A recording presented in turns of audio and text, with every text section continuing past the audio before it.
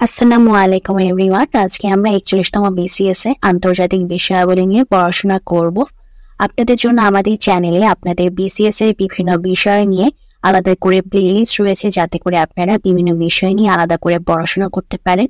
এছাড়াও আমাদের primary playlist রয়েছে, জব সলিউশন রয়েছে, আপনাদের জন্য ইয়ার বেস জব সলিউশন রয়েছে, সেগুলো দেখেও আপনারা পড়তে পারেন। এবং আমরা ভিডিওতে এমনভাবে পড়ে দিই যাতে করে আপনারা শুনেই মুখস্থ করে ফেলতে পারেন।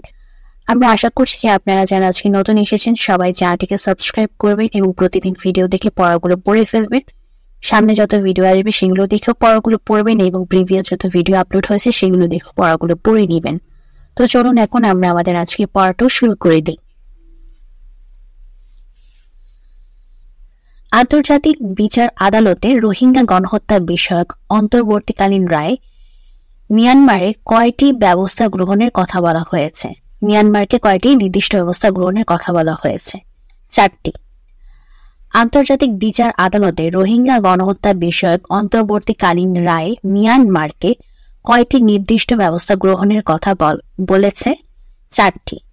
আন্তর্জাতিক বিচার আদালত রোহিঙ্গা গণহত্যা বিষয়ক অন্তর্বর্তীকালীন রায় মিয়ানমারকে কয়টি নির্দিষ্ট ব্যবস্থা গ্রহণের কথা বলেছে? 4টি। কোন দুটি দেশের মধ্যে সীমান্ত বিরোধ নিষ্পত্তির জন্য 2019 সালে নোবেল শান্তি পুরস্কার দেয়া হয়? আচ্ছা, এটা হচ্ছে কি আমাদের কারেন্ট অ্যাফেয়ার্স থেকে, সো এটা আর আসবে না। ব্রিটিশ ভারতের রাজধানী কলকাতা থেকে দিল্লিতে স্থানান্তরিত হয় কত সালে? 1912 সালে। ব্রিটিশ ভারতের রাজধানী কলকাতা থেকে দিল্লিতে স্থানান্তরিত হয় কত সালে? 1912 সালে। ব্রিটিশ ভারতের রাজধানী কলকাতা থেকে দিল্লিতে স্থানান্তরিত হয় কত সালে? 1912 সালে। আচ্ছা, প্রদত্ত অপশন অনুযায়ী বেসিক্যালি 1912 দেওয়া হয়েছে, বাট বেসিক্যালি সঠিক উত্তর হচ্ছে 12 ডিসেম্বর 1911 সালে। বেসিক্যালি সঠিক উত্তর কবে? 12 ডিসেম্বর 1911 সালে। মানে কলকাতা থেকে দিল্লিতে স্থানান্তরিত হয় রাজধানী, ব্রিটিশ ভারতের রাজধানী কলকাতা থেকে দিল্লিতে স্থানান্তরিত হয় 12 ডিসেম্বর 1911 সালে। আন্তর্জাতিক মুদ্রা তহবিল কোন সালে গঠিত হয়? 1945 সালে। আন্তর্জাতিক মুদ্রা তহবিল কোন সালে গঠিত হয়? 1945 সালে। আন্তর্জাতিক মুদ্রা তহবিল কোন সালে গঠিত হয়? 1945 সালে। আন্তর্জাতিক মুদ্রা তহবিল কোন সালে গঠিত হয়? 1945 সালে। জাতিসংঘের কোন সংস্থাটি করোনা ভাইরাসকে প্যান্ডেমিক ঘোষণা করেছেন?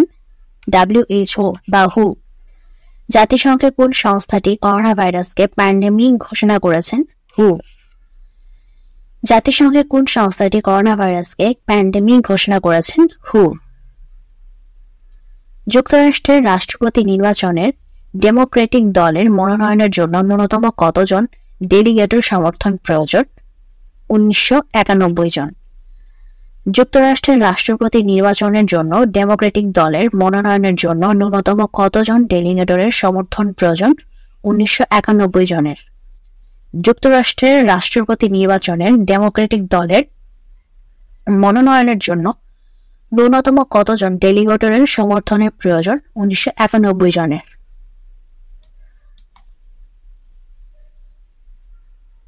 ট্রান্সপারেন্সি ইন্টারন্যাশনাল কোন দেশ ভিত্তিক আন্তর্জাতিক সংস্থা? জার্মানি। ট্রান্সপারেন্সি ইন্টারন্যাশনাল কোন দেশ ভিত্তিক আন্তর্জাতিক সংস্থা? জার্মানি। ট্রান্সপারেন্সি ইন্টারন্যাশনাল কোন দেশ ভিত্তিক আন্তর্জাতিক সংস্থা? জার্মানি। ট্রান্সপারেন্সি ইন্টারন্যাশনাল TI দুর্নীতি বিরোধী একটি বেসরকারি আন্তর্জাতিক সংস্থা। এটি প্রতিষ্ঠিত হয় 1993 সালে। এটির সদর দপ্তর হচ্ছে বার্লিন, জার্মানিতে। আর এটার একটি নাম হচ্ছে, যেটার নাম হচ্ছে TIB, যেটার নাম হচ্ছে যে ট্রান্সপারেন্সি ইন্টারন্যাশনাল বাংলাদেশ, যেটি বাংলাদেশে হচ্ছে TIB। এটা হচ্ছে বাংলাদেশের ট্রান্সপারেন্সি ইন্টারন্যাশনাল বাংলাদেশ। এটা অনেক সময় পুনরূপটা জিজ্ঞাসা করে বা প্রশ্নে আসে, TIB ট্রান্সপারেন্সি ইন্টারন্যাশনাল বাংলাদেশ। সামরিক ভাষায় WMD এর অর্থ কি? Weapons of mass destruction. সামরিক ভাষায় WMD এর অর্থ কি? Weapons of mass destruction. সামরিক ভাষায় WMD অর্থ কি? weapons of mass destruction. WMD weapons of mass destruction গণবিধ্বংসী অস্ত্র দ্বারা এমন যে কোনো অস্ত্রকে বোঝায় যা অনেক মানুষকে একসাথে মেরে ফেলার ক্ষমতা রাখে, যা মনুষ্য নির্মিত দালান বা প্রাকৃতিক পাহাড় কাঠামোর বিপুল ক্ষতি সাধন করে বা সাধারণভাবে জৈবমণ্ডলের বিশাল ক্ষতির কারণ হয়। এটা বিভিন্ন ধরনের হতে পারে, যেমন পারমাণবিক, রেডিওলজিক্যাল, রাসায়নিক, জৈবিক ইত্যাদি। তো আমরা মনে রাখবো কি WMD ফুল ফর্ম কি, ওয়েপন্স অফ মাস ডিস্ট্রাকশন। 2020 সালে প্রকাশিত আইনের শাসক সূচকে শীর্ষস্থান অর্জনকারী, সো এটা এখন আর দরকার নেই, এটা হচ্ছে আমাদের কারেন্ট অ্যাফেয়ার্স থেকে। ইনকা সভ্যতা কোন অঞ্চলে বিরাজমান ছিল? দক্ষিণ আমেরিকা। ইনকা সভ্যতা কোন অঞ্চলের বিরাজমান ছিল? দক্ষিণ আমেরিকা। ইনকা সভ্যতা কোন অঞ্চলের বিরাজমান ছিল? দক্ষিণ আমেরিকা। ইনকা সভ্যতা কোন অঞ্চলে বিরাজমান ছিল? দক্ষিণ আমেরিকা। পেরুর দক্ষিণাংশে শক্তিশালী ইনকা সভ্যতার বিকাশ ঘটেছিল। ইনকা সভ্যতার ব্যাপ্তিকাল ছিল হচ্ছে 1438 থেকে 1532। ইনকা সভ্যতার শক্তিশালী সম্রাটগণ তাদের বাসস্থান হিসেবে মাচু পিচু নগরে গড়ে তুলেছিল। এই সভ্যতার কেন্দ্র ছিল আন্দিয়ান পর্বতমালা। মাংকো ক্যাপকাপ কে ইনকা সাম্রাজ্যের সভ্যতার স্থপতি বলে। ইনকা সভ্যতার বর্তমান পেরু, ইকুয়েডর, বলিভিয়া, আর্জেন্টিনা, চিলির একটি বড় অংশ জুড়ে বিস্তৃত ছিল। সো ইনকা সভ্যতা গড়ে উঠেছিল কোথায়? দক্ষিণ আমেরিকায়। নিচের কোন দেশটিতে রাশিয়ার সামরিক ঘাঁটির সুবিধা বিদ্যমান? ভিয়েতনাম। কোন দেশটিতে রাশিয়ার সামরিক ঘাঁটির সুবিধা বিদ্যমান? ভিয়েতনাম। রাশিয়ার সামরিক ঘাঁটির সুবিধা বিদ্যমান কোন দেশটিতে? ভিয়েতনামে। ফিনল্যান্ড কোন দেশের উপনিবেশ ছিল? রাশিয়া। ফিনল্যান্ড কোন দেশের উপনিবেশ ছিল? রাশিয়া। ফিনল্যান্ড কোন দেশের উপনিবেশ ছিল? রাশিয়া। বহু শতাব্দী যাবৎ ফিনল্যান্ড বিরোধী শক্তি সুইডেন ও রাশিয়ার মধ্যে একটি সীমান্ত দেশ হিসেবেই বিদ্যমান ছিল।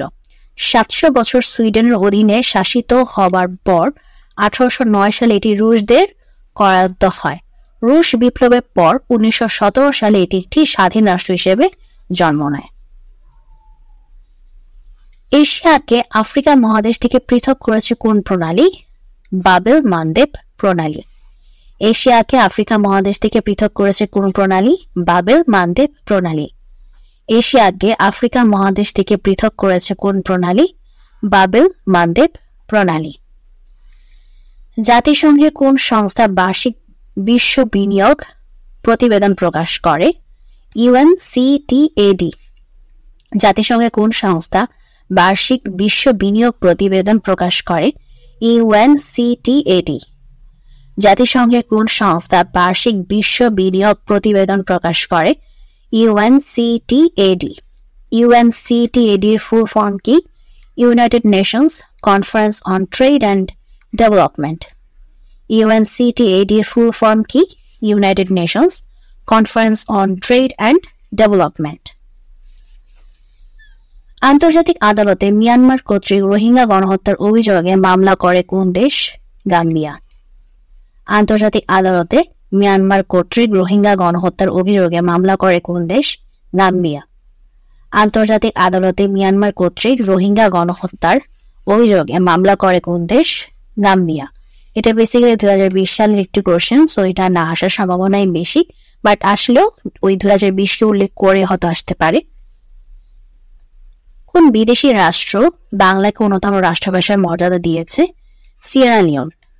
কোন বিদেশি রাষ্ট্র বাংলাকে অন্যতম রাষ্ট্রভাষার মর্যাদা দিয়েছে? Sierra Leone. সিয়েরা লিওন পশ্চিম আফ্রিকার একটি দেশ। ইংরেজি ভাষা সিয়েরা লিওনের সরকারি ভাষা। এই দেশের দ্বিতীয় রাষ্ট্রভাষা হচ্ছে বাংলা। এখানে আরো প্রায় 20টি ভাষা প্রচলিত, মানে এই সিয়েরা লিওনে আরো 20টি ভাষা প্রচলিত আছে। এদের মধ্যে আছে মেন্দে ভাষা ও তেমন ভাষাও উল্লেখযোগ্য, তো তেমন একটি বাংলা ভাষাও আছে। জাতিসংঘ নামকরণ করেন কে? রুজভেল্ট। জাতিসংঘ নামকরণ করেন কে? রুজভেল্ট। জাতিসংঘ নামকরণ করেন কে? রুজভেল্ট। মার্কিন প্রেসিডেন্ট রুজভেল্ট সর্বপ্রথম জাতিসংঘ নামকরণ করেন। আটলান্টিক সনদে জাতিসংঘ নামটি সর্বপ্রথম অফিসিয়াল ভাবে ব্যবহৃত হয়। কোন মুসলিম দেশ সামরিক জোট ন্যাটো সদস্য? তুরস্ক। কোন মুসলিম দেশ সামরিক জোট ন্যাটোর সদস্য? তুরস্ক। কোন মুসলিম দেশ সামরিক জোট ন্যাটোর সদস্য? তুরস্ক। ন্যাটোভুক্ত মুসলিম দেশ দুটি, আলবেনিয়া ও তুরস্ক। ন্যাটোভুক্ত মুসলিম দেশ দুটি, আলবেনিয়া ও তুরস্ক। তবে ন্যাটোর বর্তমান সদস্য কয়টি এবং কি কি এটা একটু ফাইন্ড আউট করবেন, বর্তমানের সিচুয়েশনটা কি, ঠিক আছে? কারণ এগুলো সময় সময় চেঞ্জ হয়ে থাকে, তাই এগুলো কারেন্ট অ্যাফেয়ার্সের সাথে বিষয়গুলো মাথায় রাখতে হয়, ঠিক আছে? কারেন্ট অ্যাফেয়ার্স থেকে এটা জেনে নেবেন, এটার বর্তমান সদস্য কয়জন এবং কারা আছে এবং কোন কোন দেশ আছে সেগুলো জেনে নেবেন। নর্থ আটলান্টিক ট্রিটি অর্গানাইজেশন কোন বছর প্রতিষ্ঠিত হয়? 1949 সালে। নর্থ আটলান্টিক ট্রিটি অর্গানাইজেশন কোন বছর প্রতিষ্ঠিত হয়? 1949 সালে। নর্থ আটলান্টিক ট্রিটি অর্গানাইজেশন কোন বছর প্রতিষ্ঠিত হয়? 1949 সালে। নর্থ আটলান্টিক ট্রিটি অর্গানাইজেশন প্রতিষ্ঠিত হয় কত সালে? 1949 সালে। জার্মানির প্রথম নারী চ্যান্সেলর কে? Angela Merkel. জার্মানির প্রথম নারী চ্যান্সেলর কে? Angela Merkel. জার্মানির প্রথম নারী চ্যান্সেলর কে? Angela Merkel. কোনটি সত্য নয়? ওকে, গোবি মালভূমি ভারতে অবস্থিত, এটি সত্য নয়। গোবি মালভূমি এশিয়া মহাদেশে অবস্থিত, তবে এটি হচ্ছে গিয়ে চীন ও মঙ্গোলিয়া বিদ্যমান। গোবি মালভূমি হচ্ছে আমাদের চীন এবং মঙ্গোলিয়ায় বিদ্যমান। আর বাকিগুলো ঠিক আছে, যেমন ইরাবতী হচ্ছে মায়ানমারের একটি নদী, থর মরুভূমি হচ্ছে ভারতের পশ্চিমাংশে অবস্থিত, সাজেক ভ্যালি বাংলাদেশে অবস্থিত। আর গোবি মালভূমি হচ্ছে আমাদের চীন ও মঙ্গোলিয়ায় বিদ্যমান। পাথফাইন্ডার মঙ্গল অবতরণ করে 1997 সালে। পাথফাইন্ডার মঙ্গল অবতরণ করে 1997 সালে। পাথফাইন্ডার মঙ্গল অবতরণ করে 1997 সালে। তো এর মাধ্যমে আমাদের আজকের প্রশ্নের সমাধান শেষ হয়ে যাচ্ছে। যদি আজকের ভিডিওটি পছন্দ করে থাকে অবশ্যই ভিডিওতে লাইক দিবেন, চ্যানেলটিকে সাবস্ক্রাইব করবেন। আপনারা ভালো থাকবেন। আজকে এখানেই বিদায় নিচ্ছি।